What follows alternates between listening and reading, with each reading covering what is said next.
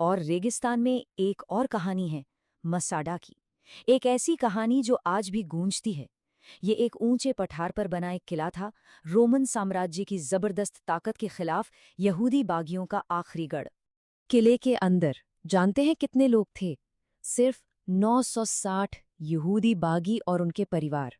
और नीचे हजारों की तादाद में रोमन सेना ने उन्हें घेर रखा था। ये असल जिंदगी में डेविड और गुलियात की कहानी जैसा था। ये नंबर इस पूरी त्रासदी के मानवीय पहलू को दिखाता है। जब हार एकदम तय हो गई तो उन्होंने एक ऐसा फैसला लिया जिसके बारे में सोचना भी मुश्किल है।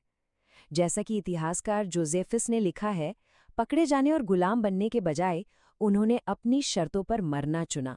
ये सिर्फ हार नहीं थी, ये एक चुनाव था।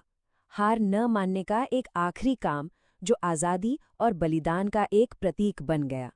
लेकिन रेगिस्तान सिर्फ संघर्ष की कहानी नहीं है, ये इंसान की समझदारी की भी कहानी है। प्राचीन नबातियन लोगों को देखिए। चुनौती थी सूखा, कठोर रेगिस्तान, तो उन्होंने हल क्या निकाला? उन्होंने बारिश के पानी को इकट्ठा करने के लिए नहरों और हौदों का एक कमाल का सिस्टम बना डाला। और नतीजा? उन्होंने शिवता जैसे हरे भरे शहर बसा दिए, जो इस बात का सबूत है कि कैसे इनोवेशन मुश्किल से मुश्किल हालात को भी बदल सकता है। चलिए अब रेगिस्तान से निकलकर समंदर के किनारे चलते हैं, भूमध्य सागर के तट पर। यहाँ पर पुराने जमाने की महत्वाकांक्षा, व्यापार और आज की आधुनिक जिंदगी सब एक साथ मिलते हैं।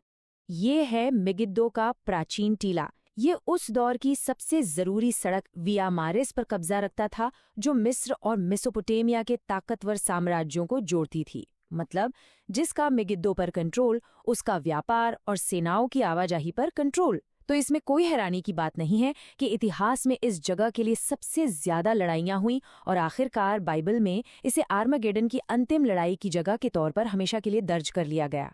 ये समुद्री तट खुद भी पुराने और नए की एक कहानी कहता है। एक तरफ है कैसरिया के खंडहर, राजा हेरोदस का बनाया हुआ एक शानदार रोमन बंदरगाह जो वक्त के साथ रेत में दफन हो गया है। और दूसरी तरफ है तेल अवीव, एक ऐसा शहर जो सिर्फ 100 साल में रेत के टीलों से उठकर आज एक ग्लोबल इनोवेशन हब बन गया है। ये एक साफ तस्वीर है कि कैसे बड़े बड़े सपने बनते और बिगड़ते हैं। असल में तेल अवीव का जन्म पुराने बंदरगाह शहर जाफा से ही हुआ था।